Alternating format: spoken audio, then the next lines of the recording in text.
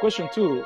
Quantum mechanics. This is we're getting in more detail. Like I said to you before we started recording, I was watching this, and yes, I have to put my mind into like extra gear because it's a very confusing topic for people who are not versed into it.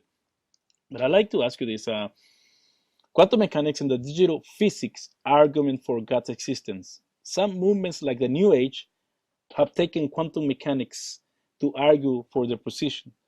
This has caused many Christians to view with suspicion that new discoveries on the field.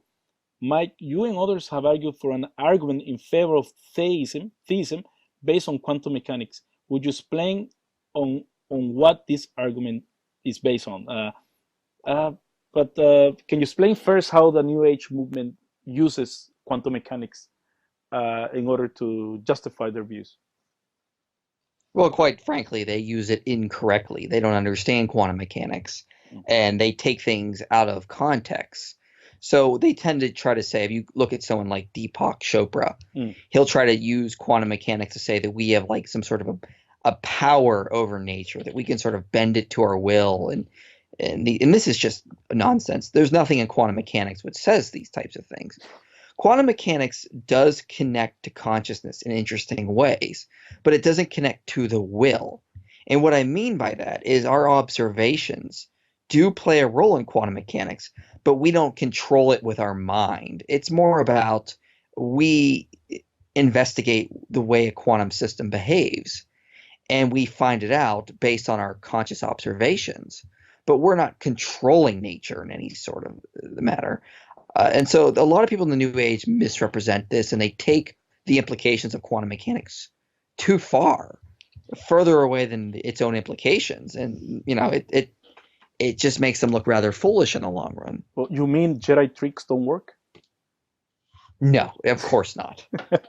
Because that's the way they would see things, like talk things into creation, talks the power of the mind can bend not only the ethereal but also the material. That's what I think that's what they're getting, aren't they? Yeah, they're trying to say quantum mechanics gives us Jedi-like powers. Mm. And that's really not what it is. It's better to explain with a different analogy. Mm-hmm. So let's say you're playing a video game, and you walk into a room in the digital world that you're playing this video game in. Mm-hmm. Now, when you walk into that room, it doesn't exist objectively in space. It's computer code. Mm-hmm. And when you're playing the game, the room emerges when you go into it. But when you leave the room, it just collapses to just computer code. Mm-hmm. It's not really an objective room other than when you're not playing the game. And that's better. That's a better way to understand what's happening in quantum mechanics. Mm. Our observations are creating the appearance of physical reality, but we can't control and set the parameters. Our observations are still contingent upon the information that's already there, similar to what's happening in a video game. Mm. So it's like it's a set of rules. Those rules have been given by the computer programmer, let's say. So we're not actually Exactly. creating it. We're not creating it. We're just following a program. Exactly. We're following the program. But at the same time, there is a lot of strong evidence that somehow our consciousness is sort of playing a role in that. Mm-hmm. So consciousness causes collapse in the sense that when you and I look at something like a material particle, it wasn't really there materially until we observed it. Similar to like the code you would use to manifest the room in a video game. But we don't control it with our will or our minds or willpower or anything like that. Instead, it's just that our consciousness Mm-hmm. creates the reality. So why do Christians are afraid of see this with suspicion then quantum mechanics? Well, it's weird. It Sounds goes weird. against our intuition. It doesn't seem to. It just seems like that just can't be the case. When I leave my room, obviously the room is still here, but quantum mechanics challenges that. It's still there, sure, but it's not there physically.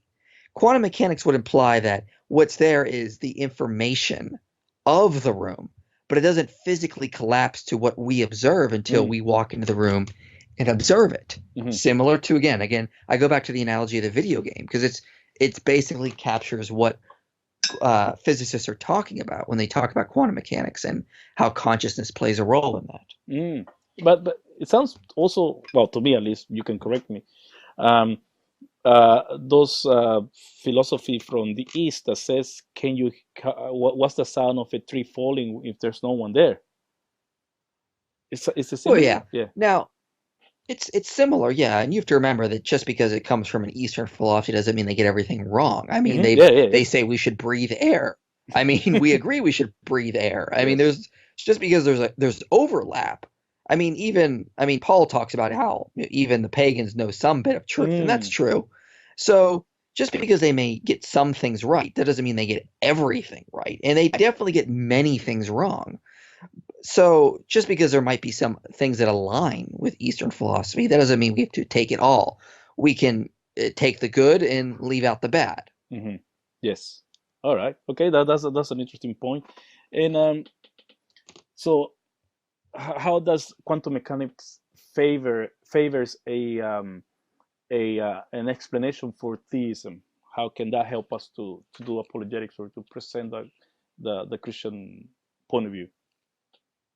Well, there's a couple different arguments, and I tend to use it to argue for just uh, evidence that a God exists. It doesn't mean we get to any specific God. Mm, It's just arguments that a God exists, similar to typical arguments like the Kalam cosmological argument or something. But what we see in quantum mechanics is we see that consciousness is ultimately playing a role in the appearance of physical reality. If that's the case, then consciousness wasn't created by the physical reality itself, because the physical reality is dependent upon consciousness. But then the question arises is where did our consciousness come from? Because you and I came into existence. We didn't always we've not always existed. You and I have a beginning mm, point. yes. So if consciousness is not created by a material reality, and there's no evidence that it is, then it would have to come from some sort of conscious source that ultimately would have to go back to some sort of necessary conscious cause. And if there is some sort of necessary conscious cause, it would also have to be conscious. Hmm. So the Yes. argument simply is that this consciousness is God, and ultimately, to explain the origin of conscious agents, you have to posit a necessary or first cause conscious agent, who we call God. And this is just essentially the argument from consciousness that J.P. Moreland presents, just Hmm. with a little more kick to it, because you can argue for it from quantum mechanics as well. Mm. So it's like you said, it's not actually in order to say that there's God as in the Christian understanding of God, but at least we get to the point. It helps us to get to that to get to that hurdle. I mean, Hurdle to get to that. Yeah, Yeah, hurdle. yeah, Yeah. hurdle. Yes, to get there. Yeah. And it It opens helps us up. get rid of atheism. Okay, so see, that's the thing. So quantum mechanics can serve in order to get to that point, and that's very interesting because, like I say, a lot of Christians see it as something that's just for intellectuals or something that's just for New Agers or some type of Jedi people who think they're Jedi's. But it's not. Right. And well, Yep. that's rather unfortunate because there's a lot of very interesting implications that come out of quantum mechanics. And it's the most verified scientific theory out there. It's the most accurate we can Mm. find. Of all the tests we have done, quantum mechanics is by far the most accurate scientific theory we have, which says a lot. I mean, it's more accurate than anything we see in biology, in cosmology, or with general relativity. It's just Wow. our most accurate scientific theory. And that should be recognized. And then we should also recognize the implications of what it's telling us. So just to have a punt. So even more accurate than evolution. Exactly, yes. So that's amazing. That's amazing because so we Christians are now utilizing such a good resource. We're still using tools from the 1800s, let's say. Well, we have Exactly. yes.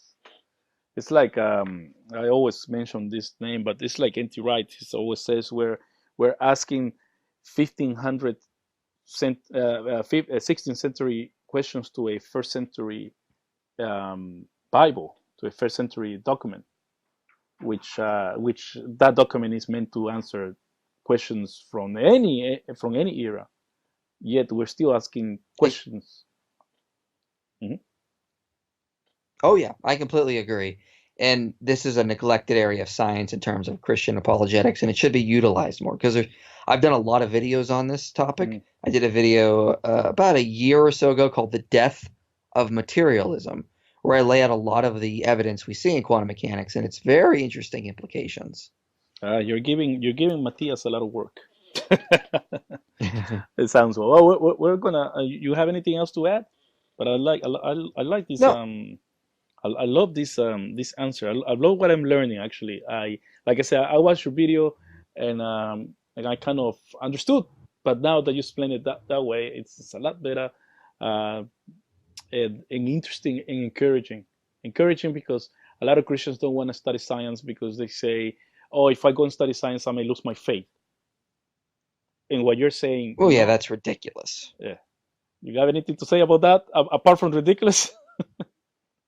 Well, I mean, who created science? It was God. Mm. So I don't understand how they could say such a thing when the Bible affirms that science points to the existence of God. And this is what I do extensively on my channel, arguing from cosmology and quantum mechanics and biology and all these sorts of different areas that there's plenty of evidence to support that there's a designer. And just to finish, and I don't want to get political, but I remember watching John Kerry being asked in front of a panel, and I think that this last year or the year before, and he was asked by a member of Congress regarding his studies, and he says, "You have a political science degree," and he says, "There's no such thing as political science." And John Kerry said, "Are you serious? Are you serious?" So this is the level that in some circles have come to view science. Science does not help us. Science is wrong. And on the other perspective, I saw a meme on Facebook in Spanish saying that science has been proven wrong through gender studies. That biology has been proven wrong through gender studies. So you have these two perspectives, these two very different spectrum. Well, yeah, Yes, they need to. I think that the people need to get a hold of it.